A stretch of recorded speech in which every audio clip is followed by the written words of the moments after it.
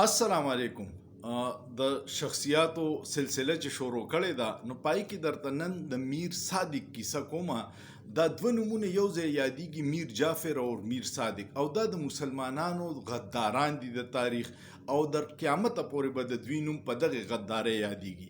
میر جعفر چې و نو هغه په بنګال کې د سراج الدوله سپه سالارو او د خپل نواب سره غداري کړې وه، او میر صادق چې و نو دی په حیدرآباد دکن کې او د ټیپو سلطان سره زیاتې کړی. هغه ټیپو سلطان چا چې ویلي و چې د شیر د یوې ورځې ژوند د ګیدړ د سلو کالو ژوند نه ډېر ښه دی او قیمتي دی. هغه داسې شکست نه خوړو او همیشه انګریز دا چل کړی دی چې په دې مسلمانانو کې ډېر بې ضمیره او زه به ورته لفظ بې غیرته ووایم، هغه وي چې کم د خپل ځمکې سودا وکړي د لږو پیسو په لالچ، او بیا انجام د هغوی ډېر خراب وي، خو که څوک د عبرت والي او په هر دور کې دا میلاویږي. دا په مسلمانانو کې ډېر په اسانه پیدا کیږي، دا بې ضمیره خلک او ډېر په اسانه خرڅیږي. میر صادق چې و د ټیپو سلطان په دربار کې ډېر با اختیاره وزیر و، او هغه یو شورا جوړه کړې وه، د هغې صدر کړی مو، د هغې کار و چې د عوامو او د حکومت منځ کې څه ایشوز وي هغه به یې حل کولې. خو دې ډېر بدقسمته په دې و، ځکه خو اوس د قیامته پورې په غدارو کې نوم دی چې د انګریز سره ساز باز وکړو او انګریز په دې علاقه باندې قابض کولو کې د هغه بنیادي رول و. انګریز په 1799 کې ډېر خلک وایي چې یاره ته پکې دا په پښتو کې دا تاریخونه وایه، نو یو کم 1800 به ورته ووایو. په هغې کې د جنرال هیریس په سربراهۍ کې هغوی میسور او بنګلور فتح کو، او چې فتح کو نو د دې نه پس ورته غټ مشکل ټیپو سلطانو چې هغه ډېر مزاحمت کو، او هغه په سرنګا پټم په قلا کې بندو، او انګریز ته د میر صادق وی چې تاسو حمله وکړئ. دوی چې راله د هر طرف نه قلعې ته توپې دغه کړې او بمباري شروع کړه.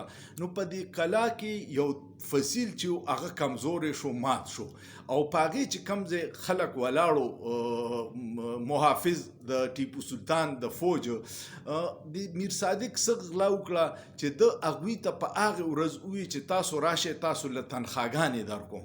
نو دوی چې د هغې فصیل نه راکوشو او هغه ځای خالي پاتې شو، نو انګریز په هغې ځای باندې راننوتو او حمله کامیابه کړه، قلعې ته راننوتو.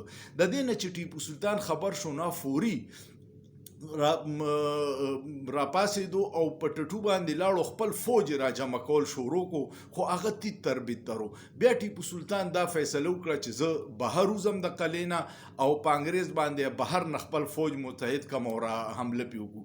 خو میر صادق هغه دروازې ټولې بندې کړې ورته چې دی بهر ومنوځي.